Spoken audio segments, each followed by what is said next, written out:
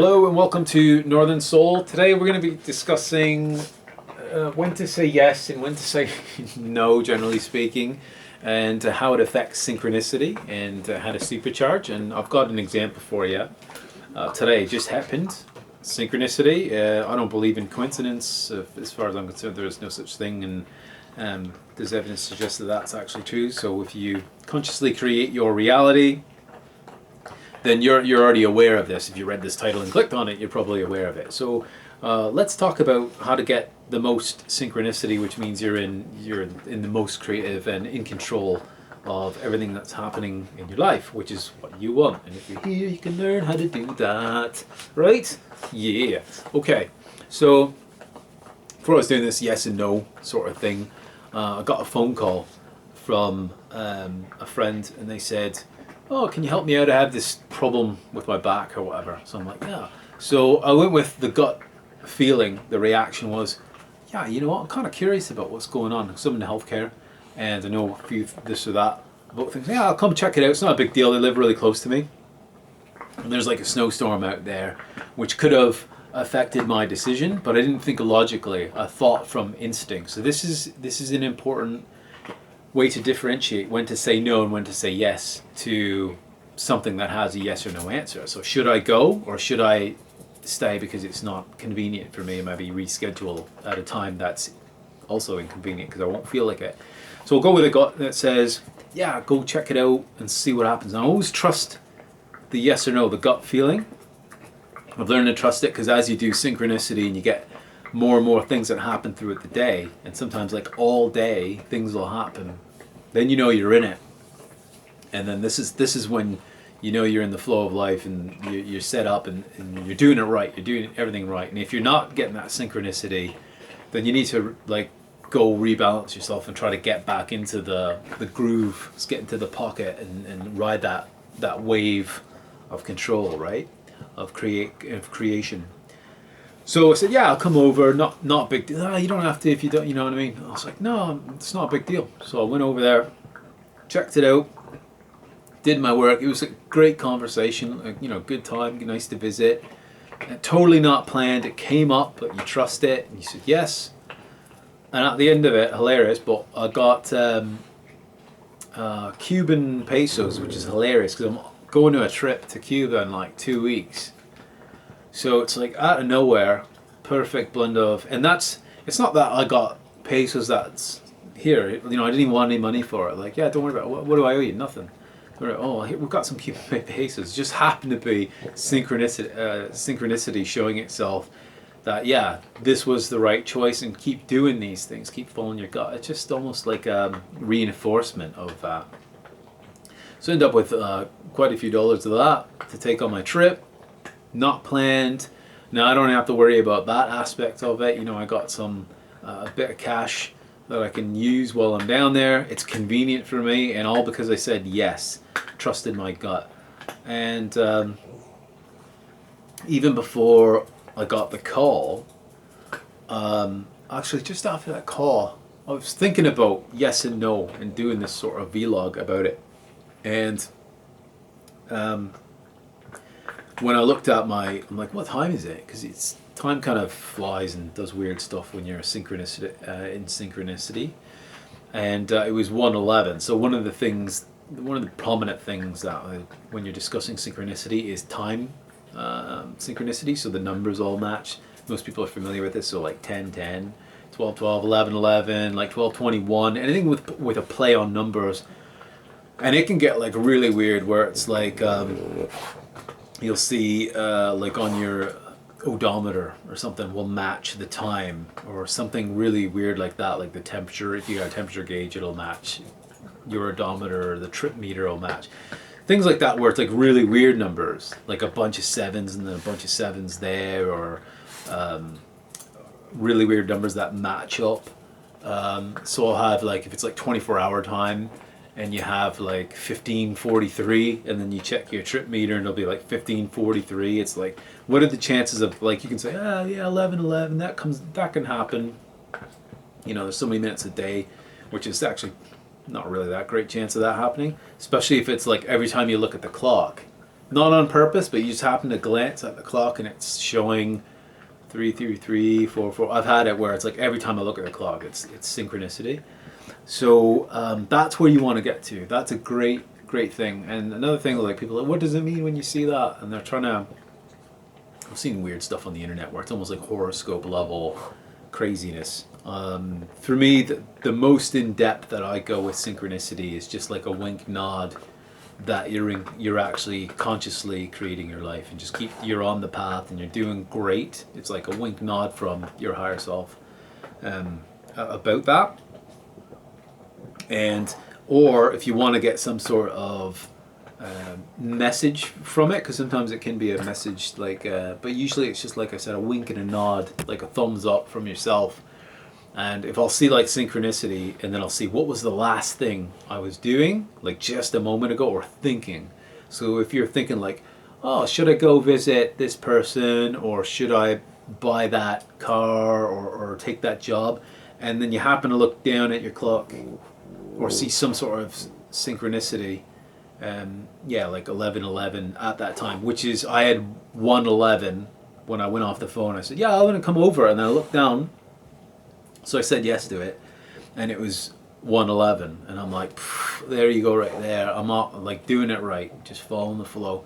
Went there, had the great interaction, like I said, and next thing you know, Cuban pesos, another synchronicity right there.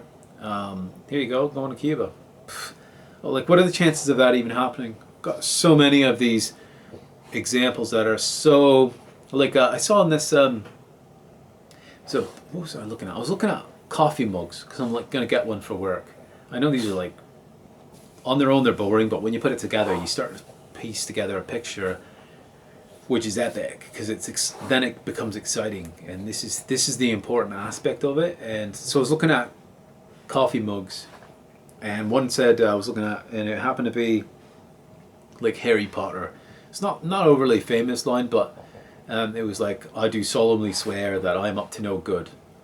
And the next day, I'm like getting dog food or whatever, I'm driving back, and the car in front of me just happens to be leaving the same place I was, and on the bumper, it wasn't even on the bumper, it's like back deck lid, on the car was a sticker, and it says, I solemnly swear ... And I'm like, like, what are the chances a line from a specific Harry Potter movie is going to be on a mug, and then the next day on the trunk of a car, within 24 hours, like less than 24 hours. So it's just stuff like that. If that was one example on its own, like, it's pretty rare that you'd match. Like, who gets a bumper sticker that says that? What would you get a bumper sticker that says that? Maybe a t-shirt or something, if you're a big nerd. But I'm not even nerding out and looking for that. I just happen to notice it. And so if you see a lot of these examples coming up, hope it puts a smile on your face, because it means you're doing it right. You're following your path of highest excitement, and that's all you need to do to get to that synchronicity, is to just, whatever in the moment, be conscious about what you're up to, and just follow the flow of it, and just do it, and be confident in it. And if there's something you don't want to do, hence why we're talking about when to say no, don't do it. Like, and it could be something where people kind of expect it of you, or you could be guilted into, like, hey, do you want to go out and go shopping with me, or something like that? Okay, like your friend calls you up and says, let's go shopping. You really don't feel like it, but you feel like, well, they're calling me up. If I'm a good friend, I'm going to go shopping. But if you're like, I don't feel like going shopping, the best thing you can do is straight up just say no. What are they going to do, right? Shop by themselves? Okay. Like, the world keeps spinning at the end of the day. So literally you can pretty much say no for anything. And there's real power in the word no, as long as you don't back it up with some excuse. So if you have to say, well, no, but it's because this, that, and the other, you really diminish the power of the word no. So you might have to practice this, but if you're going to say no to something, just say no and leave it there. And there's a lot of power in it. And if they ask you, be like, because I don't feel like it. Just be really honest. And the people that dig you and get you, they're not going to be offended by that. And if they are, that's their problem. It really is their problem.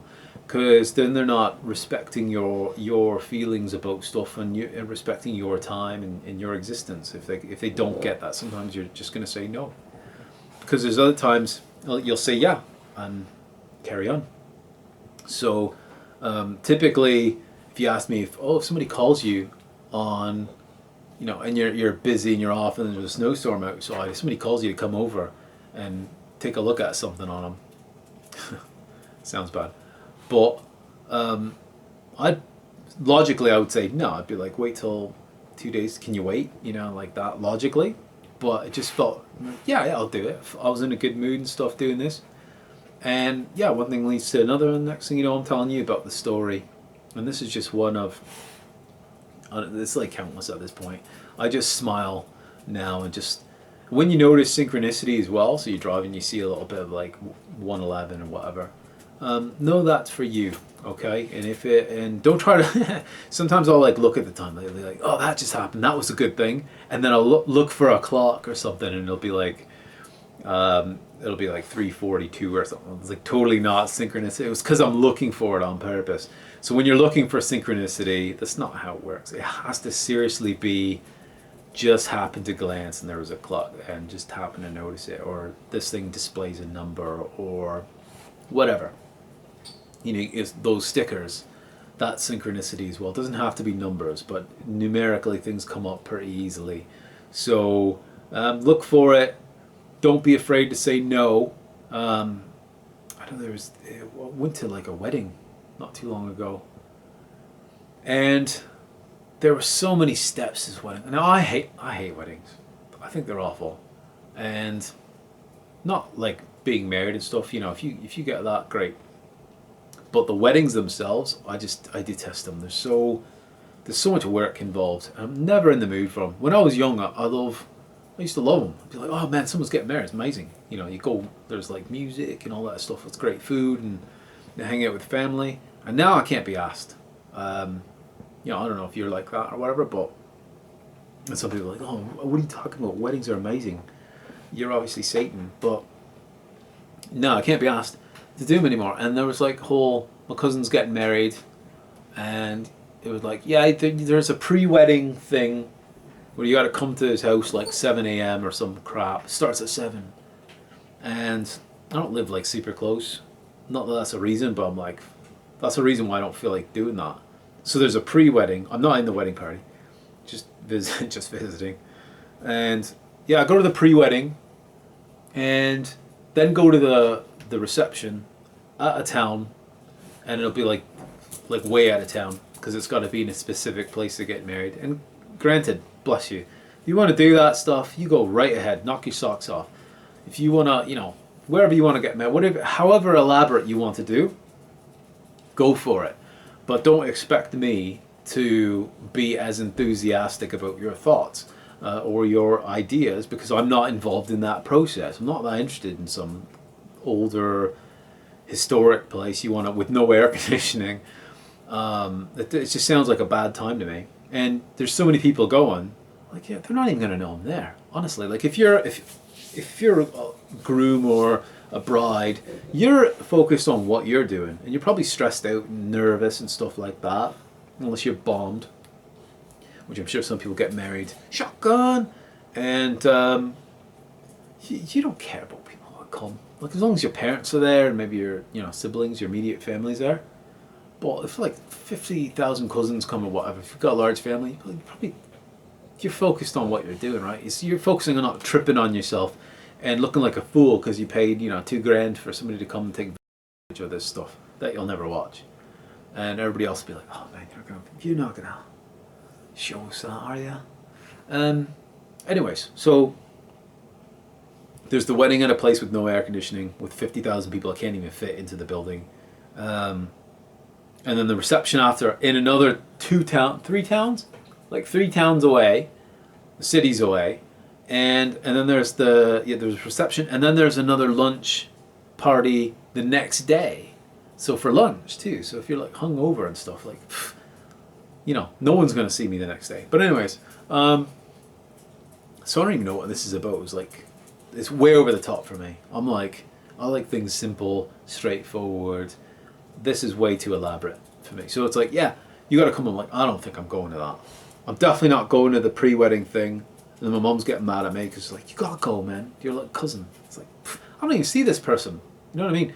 It's like, I see my friends in that, and friends are family because you see them more and they care about you just as much and stuff like that. But, you know, if you don't see these people, they're really just strangers with somewhat close genetics. There's like a history of genetics, but beyond that, like, technically, there's nothing really in it, right? I can see if it's like somebody you're close to. But if you just see them only at family functions like weddings, what's the big deal, man? You know. So yeah, it's like go to this, go to that. And I'm like, so I said no. I'm like, no, straight up, not going to that. What you have to? No, I don't. Because as an adult and stuff, you don't. You can seriously just tell other people, no, I don't. And even if it's your mum or whatever, and you love her to bits, and if you're watching, mum, love you. But realistically, not gonna. I do my own, you know, as an adult. Make your own decisions. Stick by them, and don't be guilted into stuff ever. And yeah, I didn't even want to go to the reception because it was like, it's just like they're not even gonna notice I'm there. It's in another town, whatever. I just don't feel like doing it, and I'm not into it. I'll be at the back anyways. So I'm just gonna go to the reception, not the actual wedding ceremony, just the reception, and that was it. Good enough, right? Done deal. And I talked to my sister, and she's like, no, you gotta go, man. I'm like, why? Question everything. That's the next thing. Always question everything. Why do I need to go to that? And she's like, because you're expected to. I'm like, I don't give a shit, because they're not even gonna know I'm there. And she's like, well, because it's kind of tradition. Now, I do respect. Dexter, can you not do that, please? Thank you. Tradition I do like. Some traditional things are fun. So even other people's traditions that are not your own are interesting and stuff like that, because it's kind of interesting, you learn about it. Okay. Rio, stop that. Get out of there. You bugger. Okay, so no. No. Dog's getting into trouble. Pardon me. Where was I? Yeah, yeah, go to that. So go to the reception. Now I'm lost. The dogs are all threw me off. So it's like, yeah, go. I apologize if I already said this, or I'll just edit it out, maybe. So I said no to that. I'm like, why do I have to go? I was like, because it's okay. So I'm following tradition. All right. So I eventually break down and say yes, because I'm like, but I don't really feel like doing it. So I should have just said no and not done it. On hindsight, I should have just said no. So this is what happens. I say yes. I have to go to find the shirt and the tie and all this crap. So this takes away from my fun factor because I'm not doing fun stuff. I'll go to this wedding, the reception. Yeah, you didn't even go, so I don't even know what you're even talking about. No, get down. Stop it. So I go, and then I see, I swear to God, we pile in there. It's a disaster. It's like a million people. You can't even fit them in there. It's definitely a fire hazard. And overcapacity, for sure. And that's great. Everybody showed up because they all feel guilty and they got to show up. And I'm sure some people love it. So they showed up. Good for you. Stuff your ass in there and overheat and have some heat exhaustion and kill yourself for a wedding. People were seriously having problems. It was a hot day. Really, really hot. Humid, no AC. Bodies packed in there, like shoulder like this, right? And one by one, everybody, some people didn't even make it inside. One by one, everybody's sneaking out. It's like, man, it's so hot, I don't even feel good. So I go outside, and man, half of anybody that was invited was outside. They weren't even watching the ceremony. So there's a bunch of people that said yes, but really, they said no, right? So I'm out there, I'm like, oh my God, it lasts longer than you guys. I don't even want to go to this thing. So the whole ceremony, the whole thing, I didn't even see it. Along with at least 50 people out there. A lot of them closer than I am, and made the trek to like from the States to Canada to watch this. They weren't even in there. That's how much of a disaster this was, right? And if I had followed my gut and just said straight up no, I would have missed all that. But because I did go, I actually saw it reinforced me understanding that you need to trust your gut and stick to your guns and be the smart person, say no and stick to it. And if they have other people have a problem with it, that's their problem. I should have said no. And I would have been great. If I came to the reception, I would have had a wonderful afternoon. Go to the reception. The reception was fine. That was the best part. The food was good and all that stuff was fine. Trusting the gut, I would have had a great time. But instead I got to watch the hindsight be correct. And sometimes you got to make mistakes like this in order to prove to yourself that, yeah, you know, this really does work and you got to trust it. So that's all that did. And I know I had another cousin that didn't show up. And she could have came because of rumor mill. She could have shown up. She decided not to come. And there was a lot of this talk right in the background. And people talk, and that's fine. They can do whatever they want if they're that bored. And they're going to talk about you if you make these decisions. And they would have talked about me. But the things I don't even care. Because I would have had a great day. So she didn't even show up for none of it. Absolutely none of it. And people are saying, oh, she didn't show up. And I was thinking, that lucky git, she didn't even show up. And I was thinking, she's probably the smartest one out of all of us. I was kind of jealous that she did. And maybe people were complaining because they were a bit jealous that they showed up and she didn't. And she could have, but she didn't. She's like, she's probably the smart one. It's like, I hate weddings. Why am I going to these things? What do I get out of it? Nothing. And if you don't get anything out of it, why are you doing stuff? This is the question everything part. Why are you doing stuff you don't want to do and you don't get anything of it? So you use the power of no. But don't forget to use the power of yes for things. Be brave sometimes. Be adventurous with certain things. If you want to say no because you're uncomfortable, because it's a new adventure and it's a new experience and you're intimidated by it, still say yes. Because it could end up getting you the synchronicity. So follow those things, but say no to the things you kind of know aren't going to be a match, but are perhaps traditional or make you feel guilty. And question when people try to force you to say yes or do stuff and your answer is no. If they want you to do it, ask them why you have to do it. Like, why go shopping with me? Why do I have to go shopping with you? Because I'm lonely and I don't like shopping by myself. Well, I don't like shopping at all. So maybe you're asking the wrong person. Hey, hey, this drink tastes like ass. Here, try. That's a straight up no. And I've had many people try to get me to eat their crappy food. This tastes off. This tastes like, there's something in it that shouldn't be in it. Here, you try. No thanks. You can be nice about it. You can say no thank you. But, I mean, seriously, let's all be adult about this. Let's be confident and start living your life.